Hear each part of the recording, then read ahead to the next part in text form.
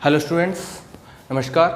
Chemistry की online class में आप सब बच्चों का हार्दिक स्वागत है, अभिनंदन है। मैं उम्मीद करता हूँ आप घर पे सुरक्षित होंगे और सेफ होंगे। और ये जो लॉकडाउन का समय है उसमें आप अपनी पढ़ाई तरीके से कर भी रहे होंगे और टेक्नोलॉजी को यूज़ करना भी सीख रहे होंगे। बिना बात किए मैं अपने केमिस्ट्री के लेक्चर को आगे बढ़ाता हूँ। हम जो बात कर रहे थे वो बात कर रहे थे चैप्टर फर्स्ट। उस चैप्टर का नाम था some basic concept of chemistry. पहले मैं थोड़ा पुराना वाला रिवाइज कर देता हूँ, फिर अपन नेक्स्ट टॉपिक की तरफ डिस्कस करेंगे। मैंने इस चैप्टर में आपको मैटर के बारे में बताया था कि मैटर क्या होती है। फिर मैंने मैटर की क्लासिफिकेशन के बारे में बताया था कि मैटर का क्लासिफिकेशन किस प्रकार किया जाता है। इसके अलावा हम जो बात कर रहे थे वो बात कर रहे थे मेजरमेंट की केमिस्ट्री में। उनमें मैंने भौतिक राशि की चर्चा की थी, मैंने परिशुद्धता की चर्चा की थी, मैंने यथार्थता की चर्चा की थी।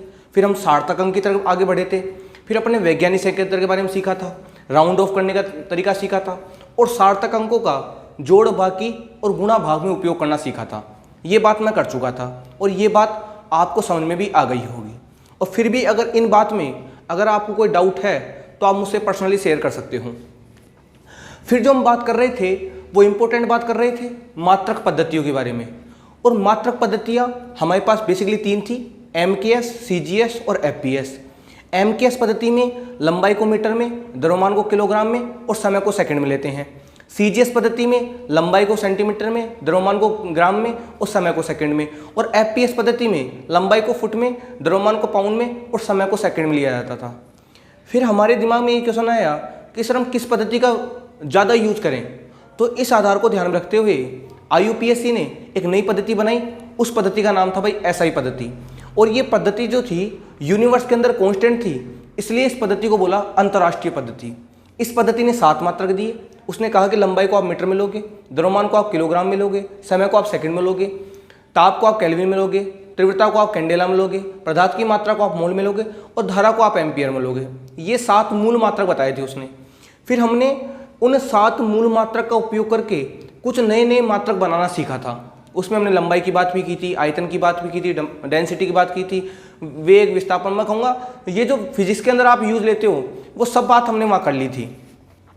फिर हम बात जो कर रहे थे वो बात कर रहे थे 10 की घातों के बारे में कि 10 की घातें जो होती है उनका संचित्रीकरण किस प्रकार किया जाता है। तो उसके बारे में बताया था कि 10 घात -1 को डेसी बोलते हैं, -2 को सेंटी बोलते हैं, -3 को मिली बोलते हैं, -6 को माइक्रो बोलते हैं, -9 को नैनो बोलते हैं, फिर -12 को बोलते हैं पीको, -15 को फर्मी बोलते हैं, -18 को बोलते हैं एक्टा या एक्सो जो बोलो आप, 21 को क्या बोलते हैं अपन कहेंगे अपन जेप्टो बोलते हैं और 24 को बोलते हैं अपन योक्टो। ये बात कर ली थी। फिर मैंने पॉजिटिव की बात कर ली थी आपके सामने। इस प्रकार हमने 10 की घातों के बारे में सीख लिया था। हम जो बात कर रहे थे वो बात कर रहे थे आयतन के बारे में। किसके बारे में बात कर रहे थे भाई? वॉल्यूम के बारे में। वॉल्यूम के बारे में बात कर रहे थे। वॉल्यूम के मात्रक के कन्वर्जन के बारे में बात कर रहे थे, क्योंकि मैंने आपसे कहा था कि विद्यार्थियों को जो प्रॉब्लम आती है वो यूनिट कन्वर्जन में आती है, एक यूनिट को दूसरे यूनिट में चेंज करने में। तो मैं आपको ये तरीका सिखा रहा था कि आप एक यूनिट को दूसरे यूनिट में किस प्रकार चेंज कर सकते हो। और उसमें अपने पास जो पहली टर्म थी वो अपने पास थी वॉल्यूम। वॉल्यूम क्या बोलते हैं हिंदी में? आयतन भाई। यही बात थी। मैंने आपसे कहा था, सिंपल फॉर्मूला बताया था कि 1 मीटर लंबे, 1 मीटर चौड़े और 1 मीटर ऊंचे टैंक में 1000 लीटर पानी आता है। आप कहोगे सर आप बार बार ये क्यों लिखते हो? देखो, जितनी बार आप लिखोगे उतनी ज़्यादा आपकी प्रैक्टिस होगी और आपको मात्रक उतने ज़्यादा याद हो जाएंगी। फिर मैंने कहा था 1 मीटर क्यूब किसके बराबर हो गया? 1000 लीटर के। तो 1 लीटर किसके बराबर हो गया? 1 मीटर क्यूब अपन 1000। और इसको जब सोल्व करते हैं हमारे पास है 10 घात -3 मीटर क्यूब। ये आया था हमारे पास। फिर हमने कहा कि 1 मीटर में 100 सेंटीमीटर होते हैं, 100 सेंटीमीटर होंगे, 100 सेंटीमीटर होंगे और वो भी किसके बराबर होंगे भाई? 1000 लीटर के बराबर। तो हमने कहा दिया था, क्या कहा था कि 3 जीरो से तो 3 जीरो कैंसिल हो गई थी हमारे पास। और हमने कहा कि 1000 centimetre cube equal to 1 litre, या 1 लीटर को आप लिख सकते हो 10⁻³ सेंटीमीटर क्यूब। एक दिले से हमारे पास ये निकल के आया था। फिर हमने कहा कि 1 मीटर तो 10 डेसीमीटर के बराबर होता है, 10 डेसीमीटर के बराबर होता है 1 मीटर। तो 1 मीटर तो 10 डेसीमीटर के बराबर होता है और ये किसके बराबर होगा भाई? 1000 लीटर के। फिर हमने कहा कि 1 जीरो 1 जीरो 1 जीरो से 3 जीरो कैंसिल हो गई हमारे पास। तो हमने कहा कि 1 डेसीमीटर जो क्यूब है वो 1 लीटर के बराबर होगा। ये बात मैंने कही थी कि 1 लीटर जो है 1 डेसीमीटर क्यूब के, 1 लीटर जो है 10 घात -3 मीटर क्यूब के और 1 लीटर जो है 10 घात 3 सेंटीमीटर क्यूब के बराबर होता है। तो हमने कहा कि 1 लीटर किसके बराबर होगा भाई, 10⁻³ माइनस लीटर क्यूब के, 1 डेसीमीटर क्यूब के और 10⁻³ सेंटीमीटर क्यूब के। ये अपनी बात हो चुकी थी। यहाँ तक की बात आपको समझ में आ गई होगी, क्योंकि ये बात मैं लगातार 2 लेक्चर से करता आ रहा हूँ। फिर जो हम बात कर रहे थे वो बात ये कर रहे थे कि हमारे पास वॉल्यूम की यूनिट तो आ गई, क्या आ गई कि 1 लीटर बराबर होता है 10⁻³ metre cube equal to 1 decimetre cube equal to 10⁻³ centimetre cube. ये बात अपने पास आ गई थी। मैंने आपको ये बताया था कि ये मान तो हमको पता लग गया कि 1 लीटर किस किस के बराबर होता है। लेकिन प्रॉब्लम ये आती है, अगर मान लो आप क्वेश्चन ये दे दिया जाए कि आप 3 लीटर को मीटर क्यूब में कैसे बदलोगे, डेसीमीटर क्यूब में कैसे बदलोगे और सेंटीमीटर क्यूब में कैसे बदलोगे। यानी 3 लीटर अगर आपके पास कोई जल की मात्रा है, या मैं ऐसे कहूँ कि मान लो आपके पास 3 लीटर कोई भी पदार्थ है, तो उसका मान मीटर क्यूब में कितना होगा, डेसीमीटर क्यूब में कितना होगा और सेंटीमीटर क्यूब में कितना होगा। ये बात कर रहे थे। अब मैं थोड़ी अपनी स्पीड कम करता हूँ, क्योंकि ये जो बात मैंने बताई थी, ये बात तो मैं पिछले लेक्चर से करता आ रहा हूँ, तो उसमें अपने थोड़ी स्पीड बढ़ा ली। अब हम जो बात करने वाले हैं वो बात करेंगे कि आप 3 लीटर या किसी भी लीटर को मीटर क्यूब में, डेसीमीटर क्यूब में और सेंटीमीटर क्यूब में किस प्रकार चेंज करोगे। तो मैंने आपको एक तरीका बताया था। क्या बताया था? अगर मान लो आप लीटर का मीटर क्यूब के साथ संबंध देखना चाहते हो, तो आप जानते हो 1 लीटर बराबर किसके होता है, 10⁻³ मीटर क्यूब के होता है कि 1 लीटर किसके बराबर होगा, 10⁻³ मीटर क्यूब के। तो मैंने आपसे कहा अगर मान लो आपको क्वेश्चन में लीटर से लेके जा रहा है मीटर क्यूब में, 2 तरीके होंगे, या तो आपको लीटर देगा और मीटर क्यूब पूछेगा, या आपको मीटर क्यूब देगा और आपसे क्या पूछ लेगा भाई, लीटर क्यूब। भाई इन दोनों को देखकर तो 2 ही बन सकते हैं कि आपको लीटर दे या मीटर क्यूब पूछ ले, या मीटर क्यूब दे और लीटर पूछ ले। तो मैंने आपको तरीका बताया था कि इसके 2 कंपोनेंट बन सकते हैं। कौन कौन से? इसके 2 कंपोनेंट कौन कौन से बनेंगे भाई? एक बार तो 10⁻³ है उसको इसके नीचे भेज दो, तो 1 लीटर अपॉन 10⁻³ मीटर क्यूब। एक तरीका क्या होगा, इसके नीचे इसको भेज दो, 10⁻³ मीटर क्यूब अपॉन 1 लीटर। 2 ही कंपोनेंट बनेंगे इसके। एक बार तो इसको इसके नीचे भेज दिया, एक बार इसको इसके नीचे भेज दिया। अगर मान लो आपको लीटर से मीटर क्यूब में लेके जा रहा है, तो सुनो, जिसको भेज रहे हो वो मान तो आएगा नीचे, और जिसमें चेंज कर रहे हो वो मान आएगा ऊपर।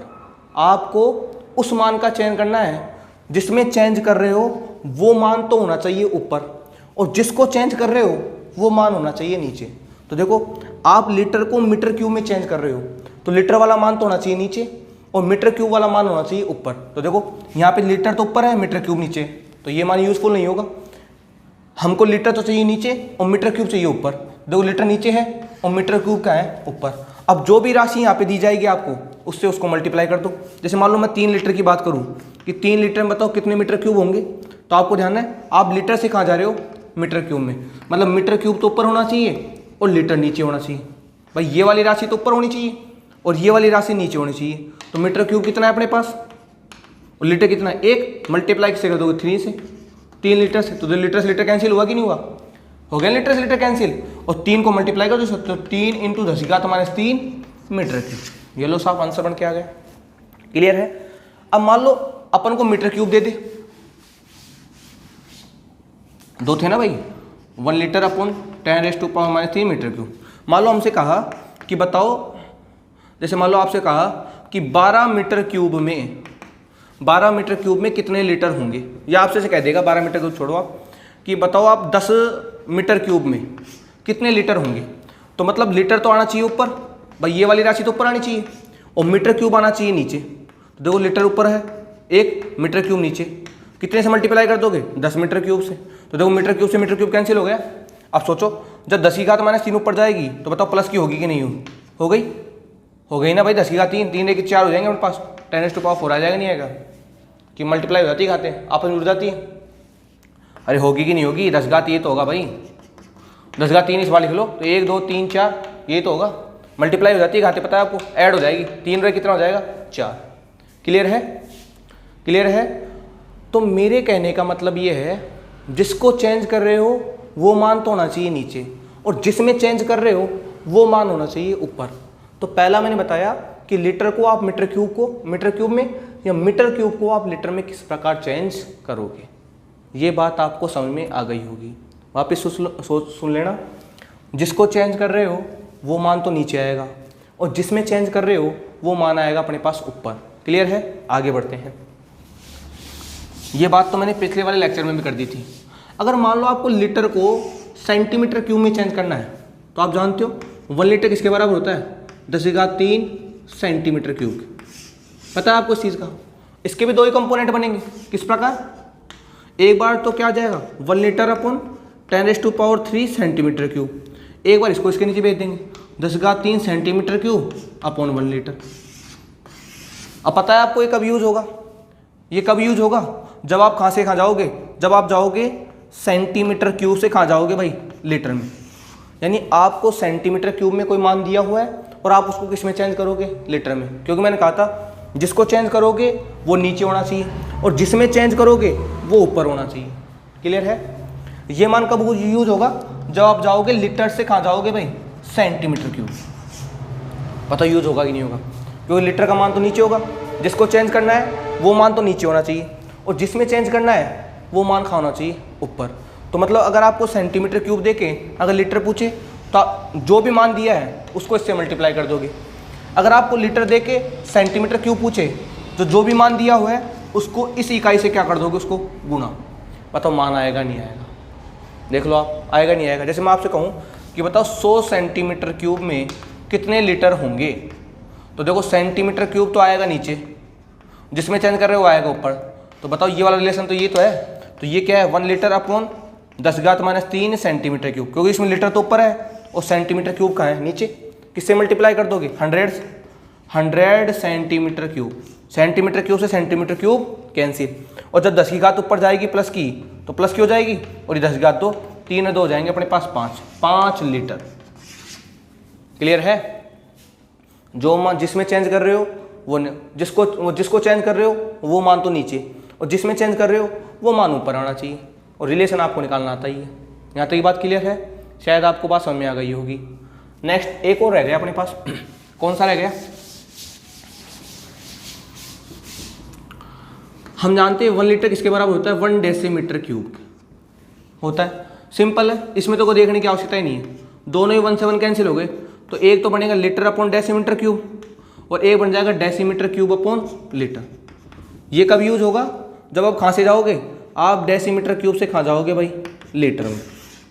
ये कब यूज होगा? जब आप लीटर से जाओगे डेसीमीटर क्यूब। यानी आपको जब डेसीमीटर क्यूब दिया जाए और लीटर पूछे तो आप इसको यूज ले लेना। जब आपको लीटर दिया जाए और डेसीमीटर क्यूब पूछे जब आप इसको ले लेना। क्लियर है? आप किसी के लिए भी यूज कर सकते हो। ये किस प्रकार? जैसे मैंने आपसे कहा था, ये तो पता लग गया होगा ना आपको कि इसका इसके साथ क्या होगा, इसका इसके साथ क्या होगा, इसका इसके साथ क्या होगा। क्लियर है? आप इन दोनों को आपस में रिलेट कर सकते हो, आप इन दोनों को भी आपस में रिलेट कर सकते हो और आप इन दोनों को भी आपस में रिलेट कर सकते हो। जैसे मैं इन दोनों को रिलेट करता हूं, जैसे मैंने आपसे कहा था, हमने जब रिलेशन बनाया था इसका कि 1 मीटर में 10 डेसीमीटर होते हैं। कहा था ना मैंने आपसे कि 1 मीटर में 10 डेसीमीटर होते हैं। अरे बनाया था ना भाई रिलेशन। ये जब रिलेशन निकाला था मैंने तो मैंने आपसे कहा था कि 1 मीटर में 10 डेसीमीटर होते हैं। कैसे होते हैं? अगर ये मीटर और इसका रिलेशन लोगे आप डेसीमीटर का, तो देखो 10⁻³ सेंटीमीटर क्यूब इक्वल टू क्या है? 1 डेसीमीटर क्यूब। अब देखो हमको मीटर से किस में जाना है? डेसीमीटर में। मतलब मीटर तो नीचे होना चाहिए और डेसीमीटर ऊपर होना चाहिए, तो ये मान जाएगा नीचे भाई। ये आप मीटर से आप कह रहे हो कि 1 मीटर में सर 10 डेसीमीटर होते हैं, तो देखो आप, तो मतलब वो तो मीटर क्यूब आ गया है। तो सॉरी, ये तो क्या आ गया अपने पास? मीटर क्यूब की बात हो गई। तो हमको तो मीटर की बात करनी है, तो ये इसके लिए नहीं होगा। हम तो जानते हैं कि 1 मीटर में 10 डेसीमीटर होते हैं। वो बात तो मैं आगे कर लूँगा आपसे। वो तो सॉरी गलत हो गया, क्योंकि हम तो मीटर क्यूब की चर्चा कर रहे हैं, वो तो मीटर ही है। वो छोड़वा, अपन तो बात कर रहे थे कि 1 लीटर में 10⁻³ तो मीटर क्यूब होते हैं, 1 डेसीमीटर क्यूब होता है और 10 क्या होगा? 10⁻³ सेंटीमीटर क्यूब।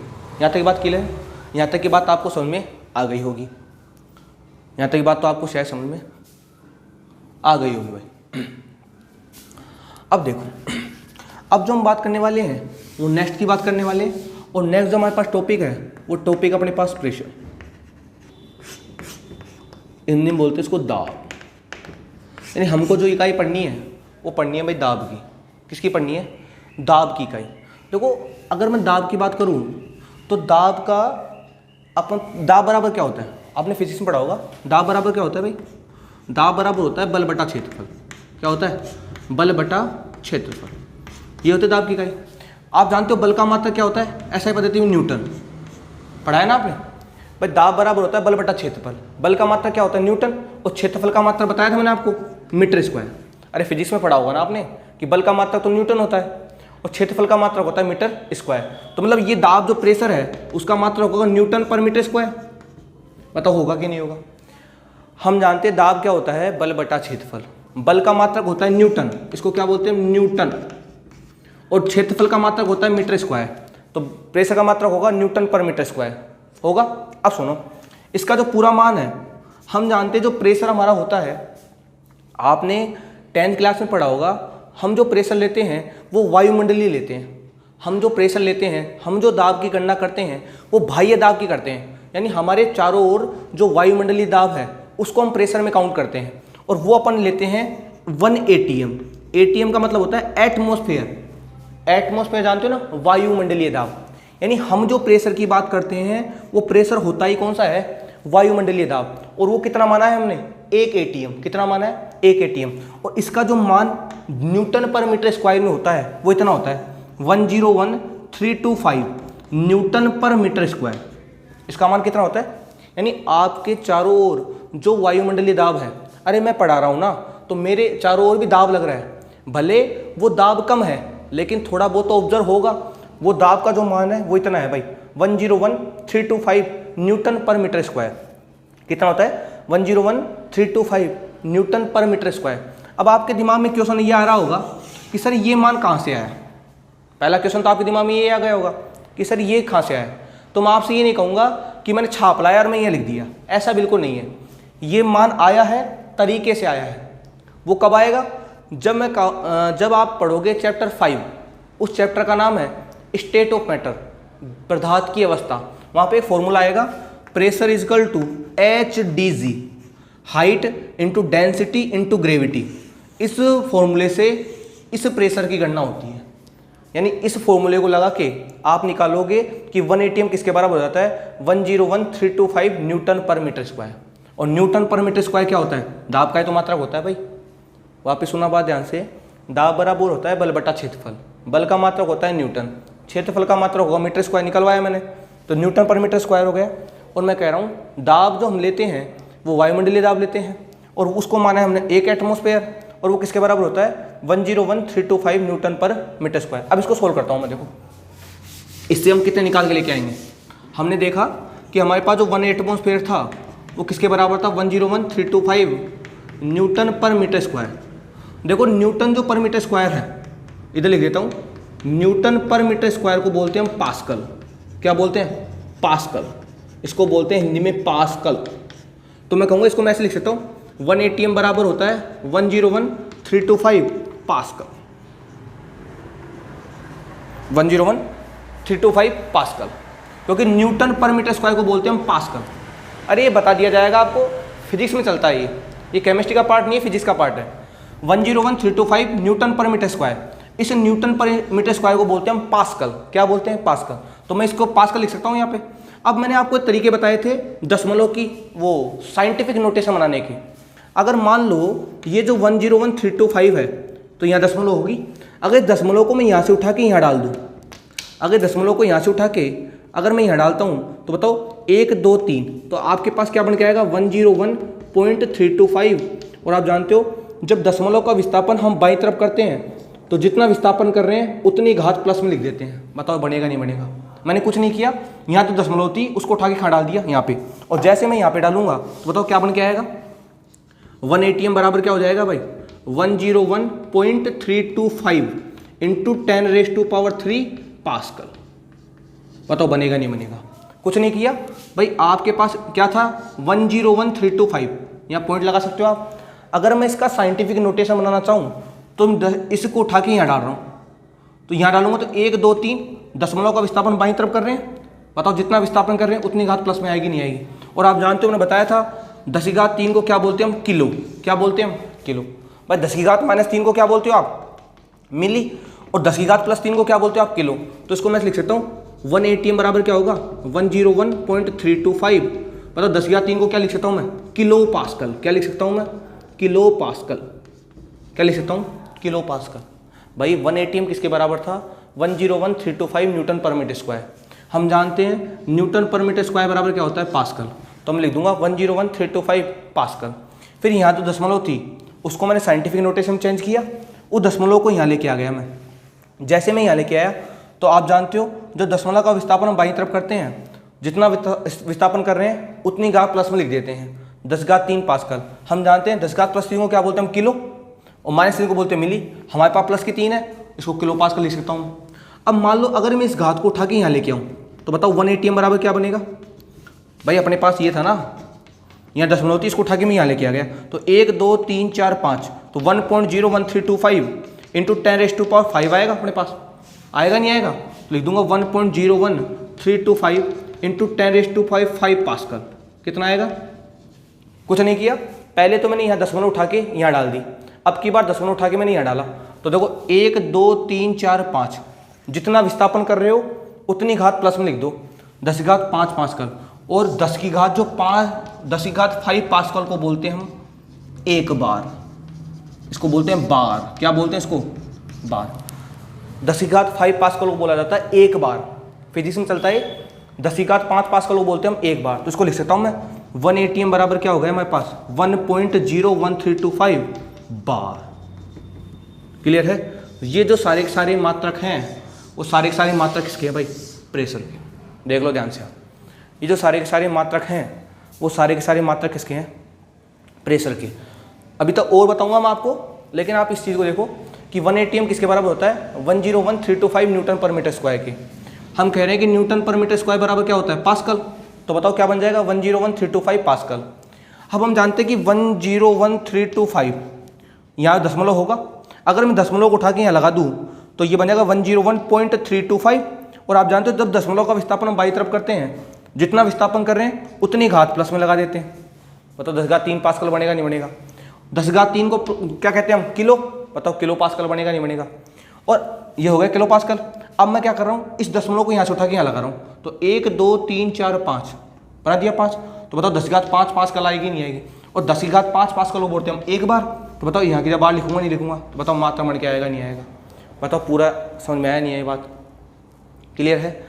जबकि अगर बात की जाए प्रेशर के बारे में तो आपको बताया जाएगा, क्योंकि मैंने आपसे कहा है ये जो मान आता है 101.325 ये निकाला जाता है, और निकाला जाता है बैरोमीटर से। एक उपकरण है बैरोमीटर, वो दाब मापने का यंत्र है। एक तो आता है मैनोमीटर, दो यंत्र होते हैं, एक तो मैनोमीटर आता है हमारे पास और एक अपने पास आता है बैरोमीटर। वो जब पदार्थ की अवस्थाएं आएंगी तब मैं डिटेल से डिस्कस कर लूँगा, वो आपको टेंशन लेने की आवश्यकता नहीं है। दाब मापने के दो यंत्र हैं, एक तो बैरोमीटर और एक मैनोमीटर। और जब उस बैरोमीटर में आप लेते हो तो उसमें क्या करते हैं हम, मरकरी लेते हैं। आप जानते हो मरकरी द्रवित अवस्था में होती है, उस बैरोमीटर में मरकरी लेते हैं और मरकरी की हाइट देखते हैं, और वहाँ से जो है इस प्रेशर की यूनिट निकाली जाती है। वहाँ से इस प्रेशर की क्या निकाली जाती है, यूनिट। अगले लेक्चर में मैं आपको समझाऊंगा कि वो जो प्रेशर की यूनिट है, ये जो आई है 101.325, वो किस प्रकार आती है, वो निकालना बता दूंगा मैं आपको, ताकि आपको सस्पेंशन ना हो कि सर ने हमको कुछ बताया नहीं। बता दिया जाएगा आपको अगले वाले लेक्चर में कि 101.325 ये न्यूटन पर मीटर स्क्वायर आया कहाँ से। उसके बाद की तो बात आई है, तो पहले हमको ये तो पता लगी ये आया कहाँ से है। ये आ जाएगा तो ये तो बात समझ में आ गई हमको, क्योंकि ये तो हमने चेंज कर करके लिखा है उसे। मुख्य बात तो यही है। इस प्रकार ये है दाब की इकाइयाँ। आप आज के लेक्चर के लिए धन्यवाद। अगले वाले लेक्चर में मैं आपको प्रेशर के बारे में और ये जो बैरोमीटर मैनोमीटर है उसके द्वारा इसका मान किस प्रकार आया इसकी चर्चा करूँगा। जब तक के लिए धन्यवाद।